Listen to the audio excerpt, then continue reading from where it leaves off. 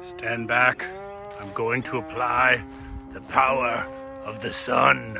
Hey folks, welcome back to Prepping with Sarge. Today we're going to talk about these Okmo solar panels that link up with that Okmo solar generator that you see in the background. I want to say a quick thank you to Okmo for sending these out to me so that I can review them for you. I will go ahead and put links down in the description below if you think this is a product you're interested in. If you decide to go check out Okmo, tell them Prepping with Sarge sent you. All right, so a few months ago, I did a review of this Okmo solar generator that you can see right here.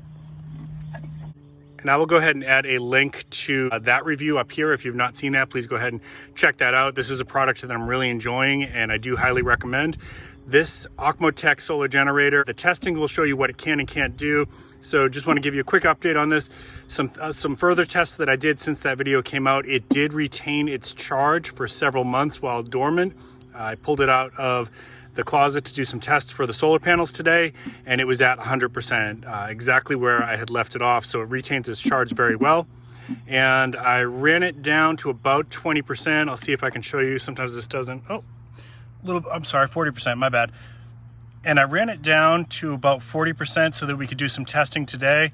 All I did to do that was basically plug in some high energy appliances for a little while, small appliances. Like if you watch that other video, you'll see that these are not intended to do items. They're not intended to do certain items such as like a little space heater, things like that. You really need something else to run that kind of appliance.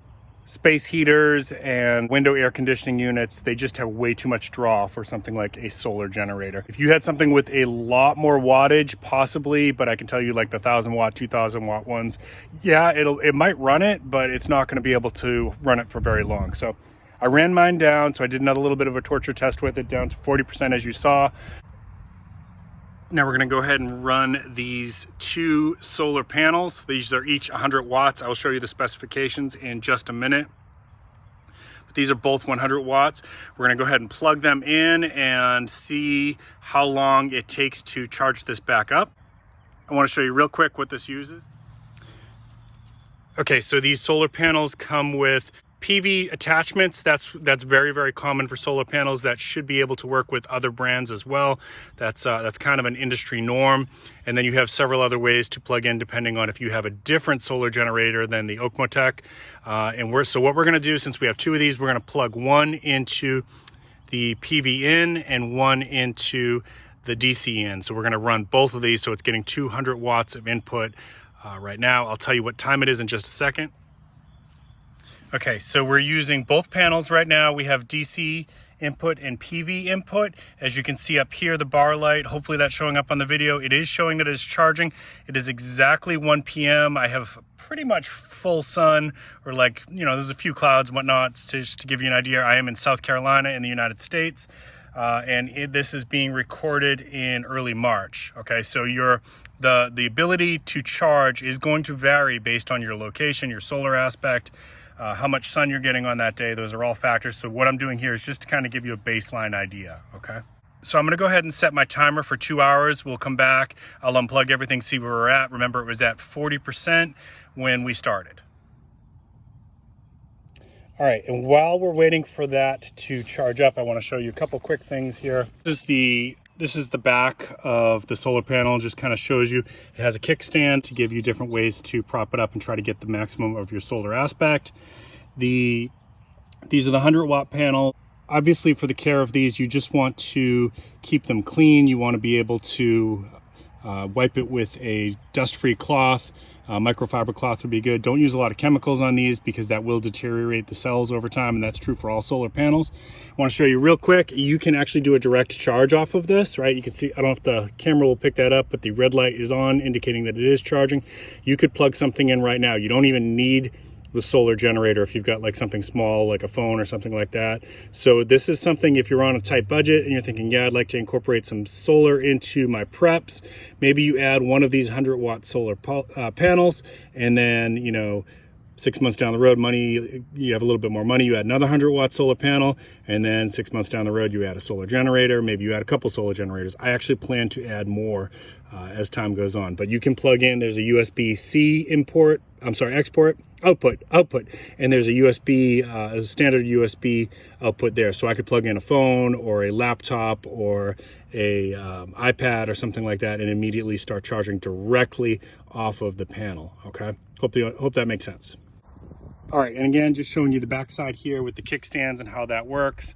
Comes with quite a bit of cordage. I have the solar generator about 10 feet away from this one, so you have quite a bit of line to work with.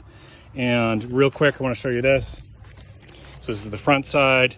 It folds up, right? It's for easy carry. This here will zip up. You put your cord inside of there and that will zip up. Very, very easy for storage. Very, very lightweight, easy for anyone in your family. A small child could easily help you to bring these outside. So these are very, very lightweight. A small child could definitely help you to bring these outside. Grandma could operate these if you're worried about grandma and her power during storm outages or possible worst case scenarios, right? Like, because we know there's a lot going on in the world right now. A lot of people are worried about cyber attacks. If we face cyber attacks, the grid will definitely be a target. There's no question, right? So this gives you some capability, especially if you've got your phone is your first prep and maybe even your most important prep, right? So you want to be able to communicate with the outside world. You need to be able to communicate with family. You need to be able to access help if you need it. This absolutely is going to let you charge up everybody in the family's phone, unless you have a family of like 35, in which case you're probably going to need a little bit more, right? Maybe you want grandma to have that kind of ability. She lives by herself. Maybe she's got some medicines that need to be stored in a refrigerator. I did some tests with one of our smaller freezers, and this actually did run the small freezer, and it didn't completely drain down the battery in a small amount of time. So you could probably cycle on and off every couple hours. It's going to probably extend that capability, a day and then maybe longer. And then you could charge it if you got a sunny day, you can charge it back up the next day. So this is really cool. I'm really excited about this. Let's come back in 2 hours. Let's see how it did with the charge. All right, folks, moment of truth. It has been 2 hours. I've been working outside here trying to get my garden ready for the spring. And I got to tell you, it's already hot in South Carolina. We got tons of solar aspect. So let's see how this did. All right, so you can see it's still getting a charge. Let's go ahead and unplug these and see where we're at. Hopefully you can see that on the video. All right, and yeah, about 20%. That's actually, it might be higher because it won't light up that the fourth bar until it's over 80%. So it's somewhere between 60% and 80% right now. So I wanted it to get at least 20% in 2 hours with both of the solar panels. Obviously that worked. So we can do some fuzzy math here to see what would happen with 8 hours. We can guess that with this same amount of sunlight, same amount of solar aspect, we should be able to, with both panels, be able to get a full charge. If it was one panel, obviously you would be getting half of that, okay? Or about half of that. I hope that helps. All right, that's going to do it for today. I really enjoyed checking these out. Thank you so much, Okmo for sending these so that I could review them for my audience. Please check out the links down below if you are interested in these. Let me know if you try these out, how you like them. I would say one more thing about this. If you're thinking about adding solar into your preps, if you're a homesteader, if you're an off-gridder, if you're a van life YouTuber, and you just want to have a little bit more energy independence, this is a good way to go. And my feeling is that with everything that's going on in the world right now, preps like these are only going to go up in price, right? So if you're thinking about it and you've got the money, I'd say go ahead and pull the trigger now. Everybody has to work within their budget. I totally get that. Maybe you just pick up one of the solar panels now, and that gives you some options for charging up a few devices, all right? If you got any questions, drop them in the comments down below. If you haven't already done so, please give me a like. Please remember to share this. If you know another friend who's interested in solar, keep planting your seeds, keep stacking your silver. This is Prepping with Sarge.